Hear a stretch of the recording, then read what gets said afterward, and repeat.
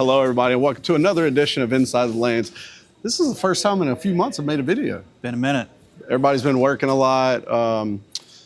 Veronica got in a pretty serious car accident, so she can't even bowl, so that's why she's not going to be in any of the videos for the foreseeable future. We got Mr. Cody, and we got our two-hander, Christian Anderson. What are we working on today, Cody? Timing, man. Crucial part. Why'd you pick timing? I want the God's honest truth, because I watched you bowl over the summer. You need some help. My timing was terrible. We got Christian here going to show us what Cody's going to teach us for two-handers. We don't have a lefty, though. You should bowl right-handed. Stick around, and we'll get right into it.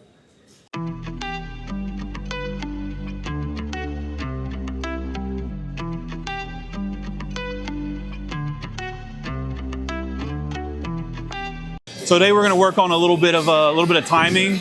We got a traditional one-handed bowler, and we got a new age two-handed bowler.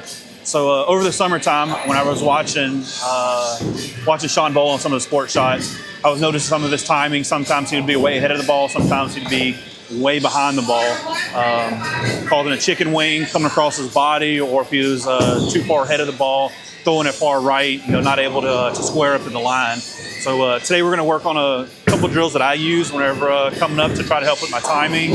Obviously, the big one that you hear everybody talk about to help with all that is going to be the good old one-step approach. Getting up at the lane, getting that swing going, and get it down packed whenever you're about to release the ball, where where we need to be at when we release. So I don't know who wants to go first, but what we'll do is we'll get up on the lane, or if y'all want me to go first, I'll do a little demonstration of what I'm talking about, and then we can mimic that. So sounds good. All right, so first thing we're going to do is I'm going to get up here. I'm going to do a little demonstration, the one-step approach. I'll do one where I'm way ahead of the ball. I'll do one where I'm behind the ball, and I'll do one where timing's on point. That way you can see from different angles, where your arm swing is, where your slide foot is in correlation whenever you release the ball. So do a practice shot. All right, so the first thing that I'm going to do is this one I'm going to be way ahead of the ball. So I'm actually going to be planted. The ball's going to be behind me. Usually what it causes whenever we're having these issues, if you're very in front of the ball, whenever you're at the top of your backswing, what you want to do is you want to muscle the ball. So if you're in front of the line, you're already planted, your ball's already in super backswing. If you're behind it, you also want to start pulling real close. So you're starting what they call muscling the ball. What that's going to cause, it cause you to be open. You're going to start trying to force it. You're going to close your shoulders, chicken wing, and it'll cause you to pull left a lot. So I'll give it a little demonstration of what that is. So what I'm going to do is I'm going to start the ball very late in the approach.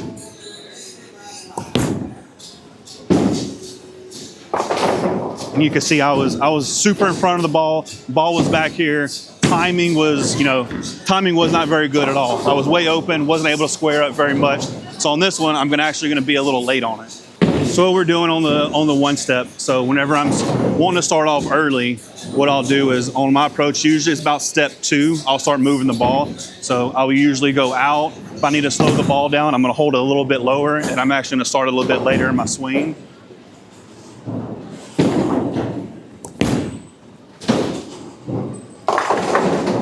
So that one wasn't bad. It was actually, timing was somewhat good, but I'll do a practice swing right here, and then I'll get a good timing. All right, so we did a couple demonstrations, a little far ahead of the ball, a little behind the ball. There's many videos out there where it talks about the one-step approach. What you want to do is, you want to get up on that lane, get to where on your final approach step, whenever you're about to go to release the ball, you want to get set up, have the ball in your hand, and start working the motion. And then as you're getting to where you're going to do the release point, where you feel comfortable at, and then whenever you feel like your timing is pretty on point, you want to be able to replicate what you're doing. So big key factor of a lot of stuff that we do is be able to replicate and repeat shots every time on the lane. That way you get those consistent shots, get that consistent release, consistent timing. That's going to help your game tremendously. So what we're going to do is we're going to have Christian. He's a two-handed bowler, holds the ball a little different than than traditional bowling. So what we're going to do is we're going to have him do the traditional one-step, see where his timing is, see if he's slow, see if he's a little fast with his ball.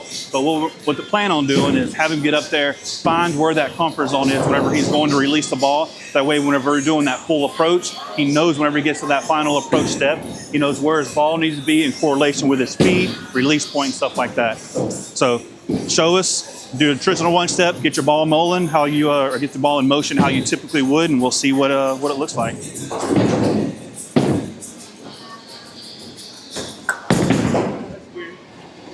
See, that one-step approach is a little odd. You can see on that one, his body was way in front of the ball. Whenever he got to that certain point, he was already at the approach, and you can see on his hand swing, he came around the ball and was trying to muscle it, causing to pull it. So we'll have him do some different shots. He knows that he was ahead of the ball, that we need to get him to start his approach a little bit faster. So on that last shot, you know you're a little bit in front of the ball. So whenever you were at your release point, you know you were down here, shoulder was open, you wanted to pull across so far, which you could tell the ball rotation was off, we pulled it left. So on that swing, what we want to do is whenever you get set up here, I saw you doing it a while ago, you started to do that motion. So what we want to do is get that ball moving a little bit earlier than what you did on that last step. So whenever you're going to make that slide foot, we want your body and your arm swing to already be coming down in that down motion. We want to make sure you keep that elbow tucked in and not chicken wing it to where you're trying to come across your body and get squared up with the line.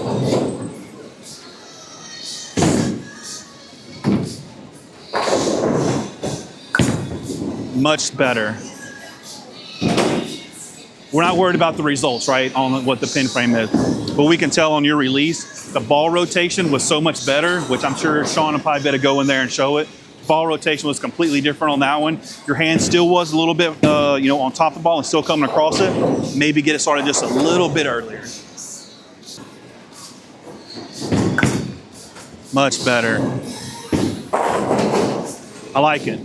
You felt that comfort zone was a little bit different. So what I want you to do is actually want you to do a full approach shot.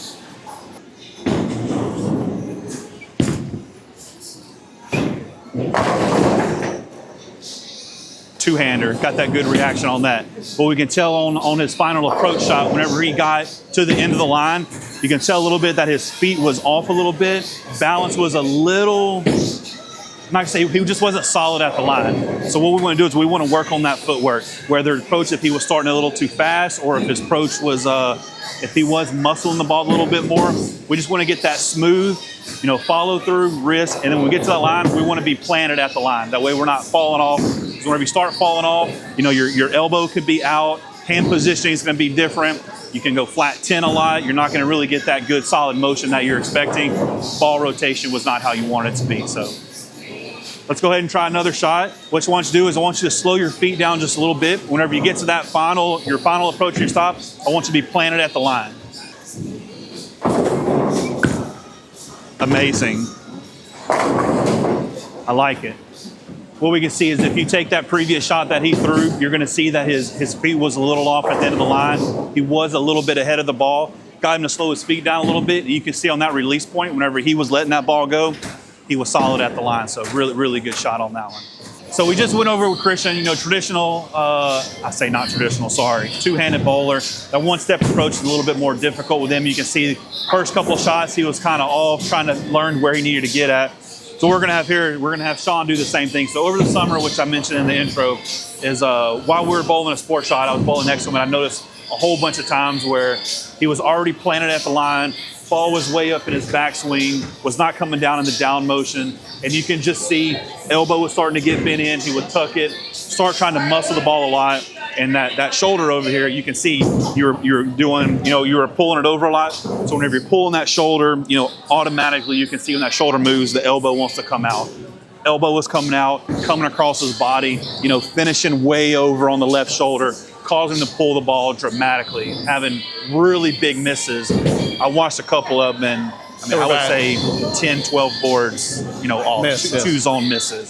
So misses. That's what's sparking us to do this training is when we get up here, do a couple of the one-step drills, see how you are at that, make sure your feet are good, and what we'll do is we'll get you a full approach, see where that timing's getting off at. Okay.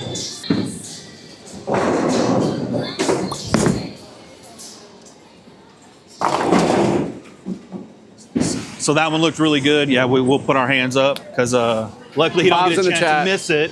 But yeah, so on that shot, your timing looks pretty good on that one.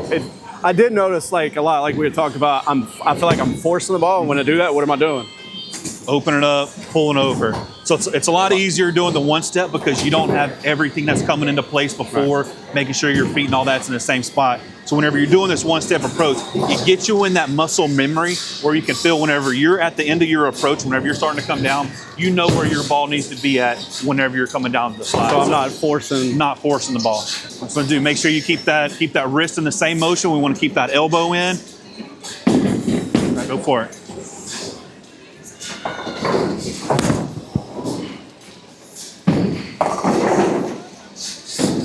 I like it. Obviously, Sean, he had a couple of shots prior that's not on camera where his feet was a little off. We had to go get him a new pad. Thanks to JPak ProShop for able to get him hooked up while we were doing this shot. But he's getting used to that slide. He did have an 8 doing a 11-12. 11-12. 11-12. So a little bit slicker. It is looking good right here. So let him get used to his footwork. So the one step approach, we can see he's got everything going right. He's not too far behind the ball. He's not too far ahead of the ball.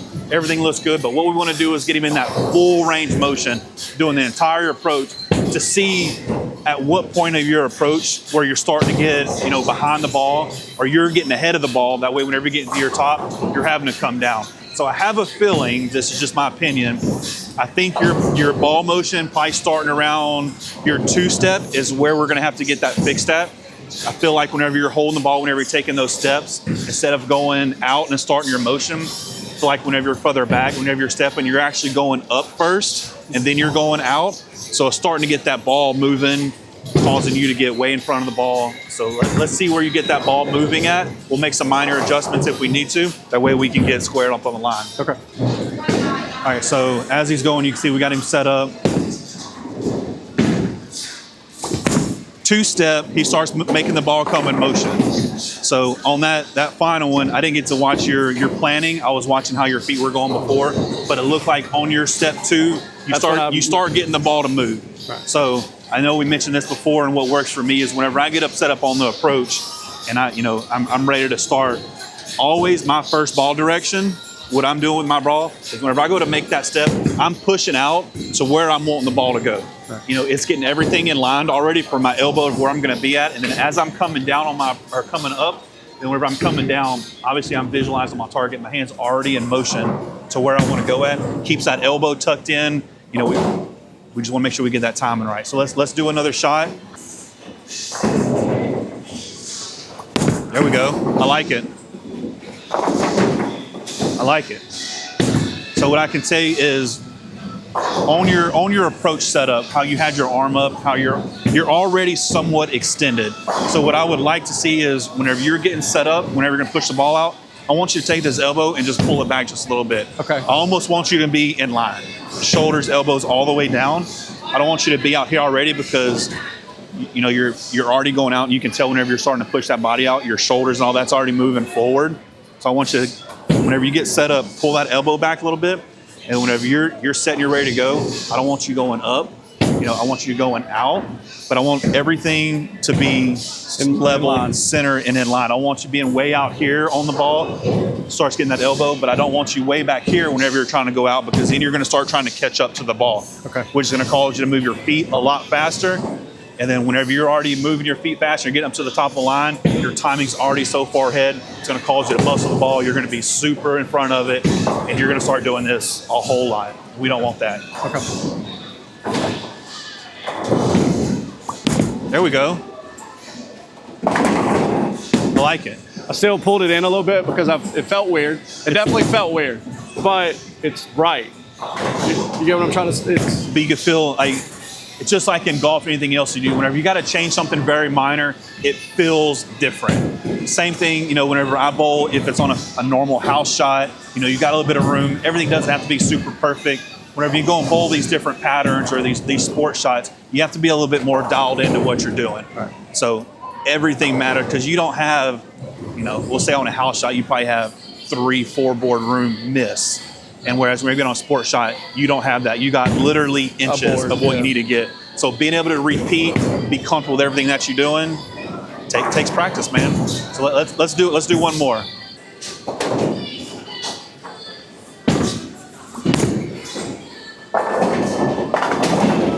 Not bad, not bad. So a couple of things that we talked about we worked on. is one, we noticed that whenever you're doing your approach, you're coming up, going out, you were getting a little bit ahead of the ball, trying to have to force the ball a little bit. So what we did is we bring your ball a little bit further back, line your elbow a little bit, and then we actually got you to start the ball a little sooner, because before you were starting a little bit late, so you can already tell you were ahead of your approach. So gonna feel different, but I feel like just those couple shots that we threw already, it looks better. If you're planted at the line, you're not falling off. You know, you're sitting down how you're supposed to. Everything's in line with your arm. That's what we need. That's what we want. That's what we need. We just need to be able to repeat that. So, all right. So we just did a couple shots with Sean. Looked about how where he was starting the ball at, kind of where he was finishing at. Pretty much the same mechanics, in my opinion, is going to be the same for the two-hander. You still have to hold the ball. You still have to get the ball in motion. Everything is literally exactly the same. Your release, technically you are releasing the ball with one hand, but you do have another hand on it. All of that to me is still the same. We just want to make sure we get our feet right, make sure that we're getting to approach. Everything's in line in motion. So what we're going to do is we're going to have you just do a normal shot. I'm going to see where you start the ball at. We'll see how you finish, and then we'll make a little bit of adjustments there.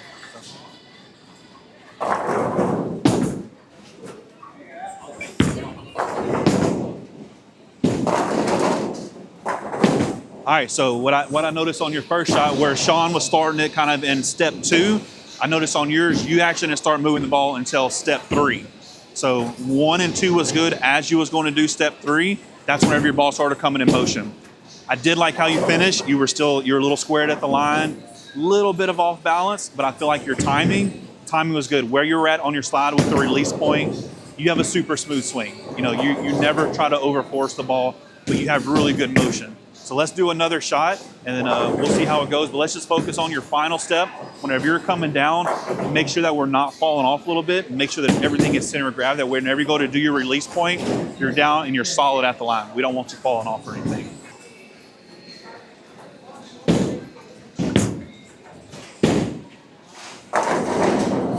That looked really good. If we could do that every single time and repeat it, I bet that would help you a lot. But I do like we said, with Sean, his approach is a little bit more, I'm not going to say erratic, but he's got a little bit more movement that's going wherever he's bowling. So we do have to kind of adjust that hand, adjust everything. You can see on Christian, whenever you're going to bowl, everything that you're doing is just super smooth. You looked really relaxed at the line. Whenever you're coming down, you're definitely not trying to force the ball. So I like what I see there, so keep it up.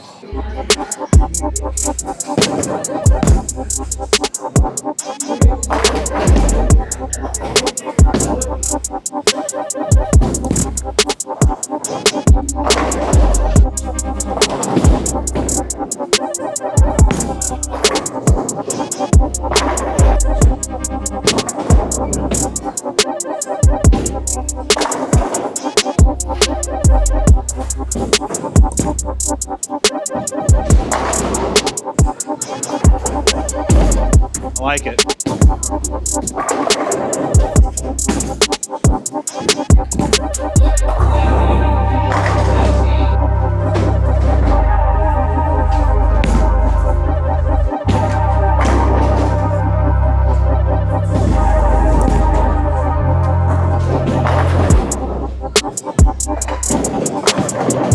That's hooking. Oh, that's a good one to finish with. Well, there you have it, guys. We worked on timing today, and I can honestly say, Cody, I do feel a difference, Christian. I would like to...